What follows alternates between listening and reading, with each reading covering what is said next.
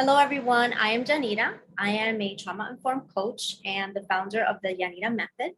And today I have with me Tito, who's going to be sharing with us his experience on healing trauma. So Tito, thank you for being here with us today and for opening up and being vulnerable with us and sharing your journey with healing your trauma.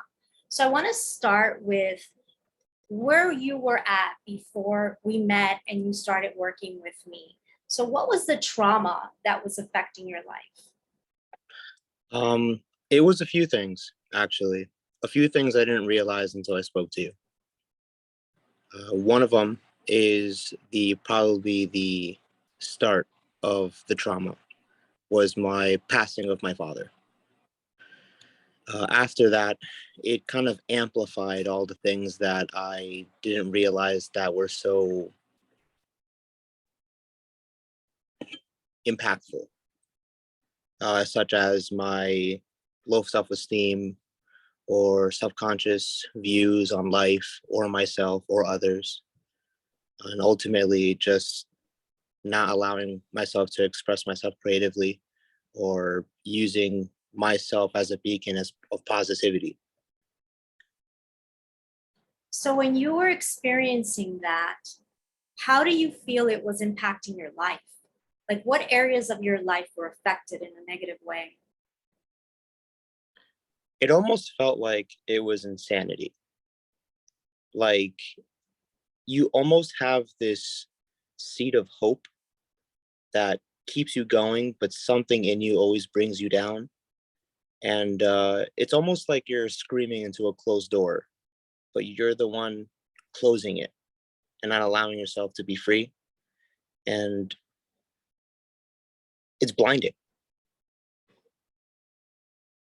Yeah, no, I can definitely understand that. So when you started to do the healing and you started to delve deep into your pain and really exploring the parts of you that you didn't even recognize at the time needed your attention, take us kind of through that journey of how you healed and then the process of how you came out of that darkness and were able to come to the other side of it. So I think what really helped me get through my own mind is the confidence you gave me when it comes to even just expressing myself to one person, let alone to everything. I felt like it's easier once you keep going. It's definitely about perspective, and like you said, when I was with you, um, it's just how you look at things. And I'm sure you didn't say it exactly like that, but that's how I took it. And honestly, perspective is a huge part of healing. I have to agree with that. And when you look at your trauma now versus how you were looking at it before, and let's talk about your dad. So initially you were in your trauma and you were in your darkness with that and your grief, and you were seeing it in one perspective. So share with us the perspective that actually helped you change that and actually help you heal and release that grief. You know the expression, the more you know, the less you fear. Um, I take that expression to the heart, and I use that every day when it comes to creating things. Now, with my trauma, I had to realize what was the trauma for me to even attempt to re-establish a foundation that I could stand on. And ultimately, having that knowledge that I could have that inner freedom allowed me to really heal. So how do you see the passing of your father now? I'm okay with it. It's an acceptance. I have a very broad but different mindset when it comes to life, and you've helped me realize that. It's not the end. It never is. Nor is the beginning the beginning. So would you say the acceptance of your father's passing and having a broader mindset of how you see it now has allowed you to live a different life? Yeah, 100%. 100%.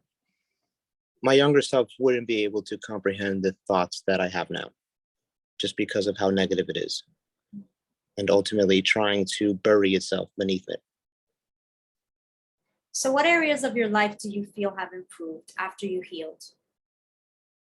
Number one, my mind. That's ultimately my mind. It changed my thought process of how I look at myself, how I look at others, how I look at life as a whole, not just as like a singular. Uh, it changed the way I look at the future. It changed the way how I present things, and it ultimately changed the way I've continued drawing. It's less stressful. So something that I found very fascinating about working with you was when we had our second consultation. And that's when you brought to me your artwork. And I was really, really surprised to see how incredible your work is. But there was no faces to your art. And as you did the healing and you processed your trauma, your artwork changed and evolved. And you started putting faces to your art. Your art started to become more vivid and it became more in depth. So I feel that as your coach, I've witnessed an evolution not only of your soul, but an evolution of your art and your gifts and your talents. So I think that's something that your healing helped in contributing to expanding yourself with your art. And now you're not afraid to show it and reveal it to the world. So for those people out there who are afraid to heal their trauma, what would you say to them?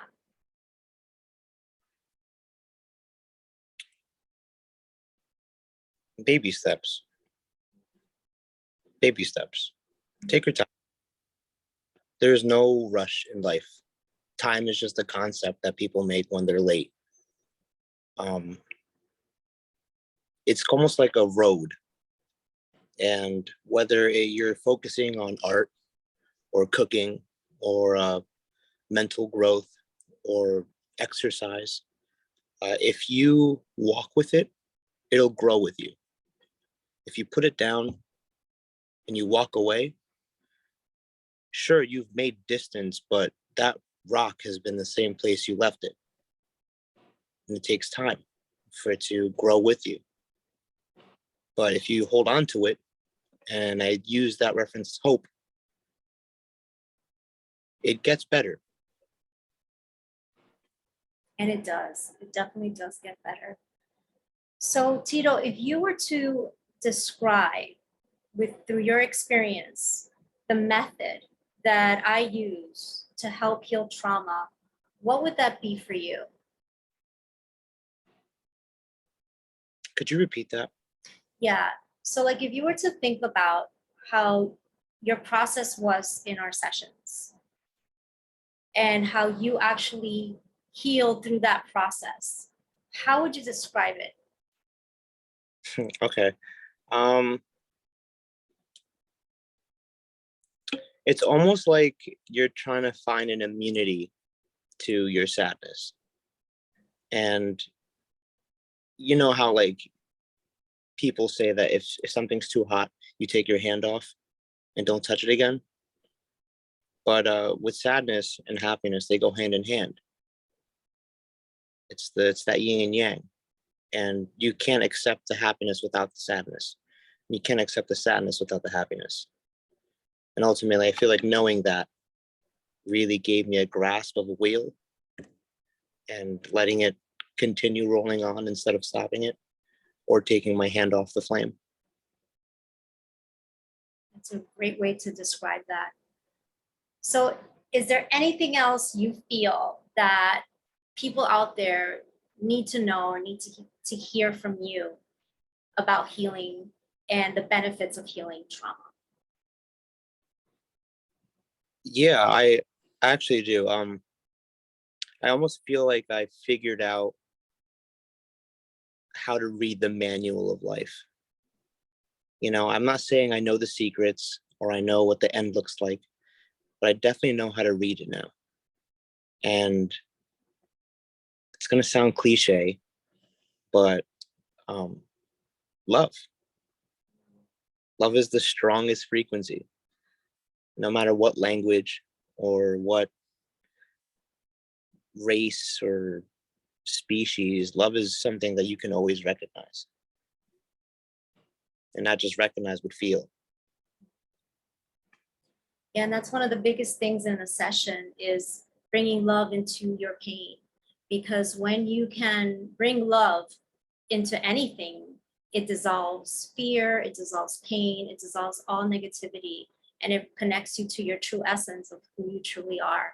So thank you so much, Tito, for spending this time with me and sharing your experience of healing your trauma. And hopefully somebody out there today hears this and resonates with your words and is inspired to heal their trauma too. I actually offer free personal consultations for anyone that's suffering from trauma. Feel free to click on the link below and schedule your call with me today, and we can talk about how I can help you. I hope to hear from you soon. And thanks again, Tito. You take care. Bye.